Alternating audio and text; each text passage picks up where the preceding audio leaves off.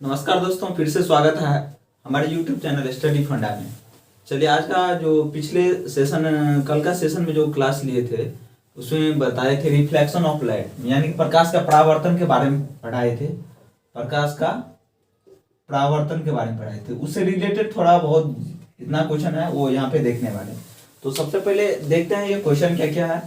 तो अपने को डिस्प्ले पे दिखता होगा, एक क्वेश्चन है। इस लिखा है प्रकाश की चाल विभिन्न माध्यमों में, यानी कि देखिए, तो प्रकाश का चाल जैसे निर्वात में अलग होता है, वायु में अलग होता है, जल में अलग होता है। तो बोल रहा है क्या, प्रकाश की चाल विभिन्न माध्यम में, किस प्रकाश की चाल विभिन्न माध्यम में क्या होता है, डैश लिखा है यहाँ पे। तो समान होती है या भिन्न भिन्न होती है या कोई नहीं या दोनों। तो देखो, वायु में अलग होता है, द्रव में अलग होता है, गैस में, सारे में क्या होता है, प्रकाश की चाल सब में अलग अलग होता है। ऐसा नहीं सब में एक ही जैसा होता है, इसीलिए प्रकाश की चाल विभिन्न माध्यमों में भिन्न भिन्न होती है। ठीक है, चलो नेक्स्ट क्वेश्चन फिर देखते हैं तुरंत। वायु में प्रकाश की चाल निर्वात की अपेक्षा क्या होती है? तो वायु में प्रकाश की चाल निर्वात की अपेक्षा कम होती है। ऑलवेज ये क्वेश्चन याद रखना है। क्वेश्चन नंबर 3 देखना है। यहाँ पे लिखा है समतल दर्पण की फोकस दूरी क्या होती है।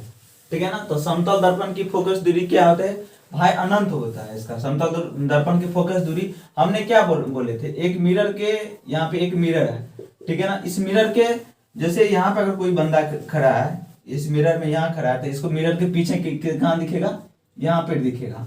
वही अगर बंदा और इसके पास आते हैं, सपोज दैट यहाँ आता है, तो वो बंदा कहाँ दिखेगा, यहाँ पे।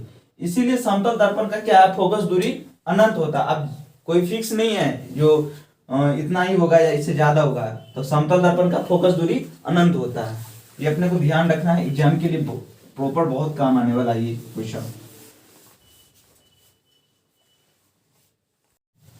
क्वेश्चन नंबर 4 में लिखा है, जैसे हमने प्रकाश चैप्टर से रिलेटेड हम पढ़ाए हैं आपको। तो यहाँ पे लिखा प्रकाश की किरणें गमन करती है किस में, मतलब सीधी रेखा में प्रकाश की किरणें जो गमन करती है, यानी कि प्रकाश को जो किरण इस तरह का जो रहता है, तो जो गमन करती है, जैसे हम लोग लाइट बांटते हैं या सूरज की प्रकाश है, तो वो सीधी रेखा में आती है या कर्व में, टेढ़ी मेढ़ी सांप की तरह, वो बताना है अपने को आंसर में कैसा है। तो प्रकाश की किरणें गमन करती है किस रेखा में, सीधी या तिरछी रेखा या किसी भी दिशा में। तो प्रकाश की किरण हमेशा आपको सीधी रेखा में। अब बताते, सुबह में जो सूर्योदय होता है, तो क्या महतो जी के यहाँ टेढ़ा होके जाता है, जहाँ जी के यहाँ क्या सीधा जाता है। सबके पास जो सूर्य मतलब किरण पहुंचता है प्रकाश की, वो किस रेखा में, सीधी रेखा में। प्रकाश की किरण हमेशा किस रेखा में, सीधी रेखा में। प्रकाश की किरण हमेशा किस रेखा में गमन करती है, सीधी रेखा में। यहाँ पे देखना है प्रकाश के परावर्तन के कितने नियम होते हैं, 1 2 3 5। तो प्रकाश के परावर्तन के नियम जैसे कल पढ़े हैं, तो प्रकाश के परावर्तन के 2 नियम होते हैं। तो सबसे पहले उसको देखते हैं।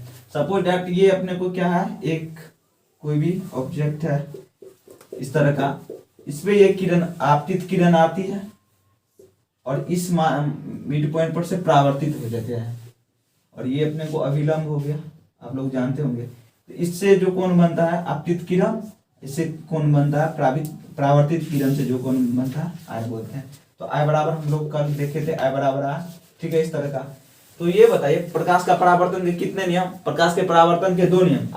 चलिए क्वेश्चन नंबर 5 देखते हैं। यहाँ पे लिखा है निर्वात में प्रकाश की चाल कितना होती है, किसमें, निर्वात में।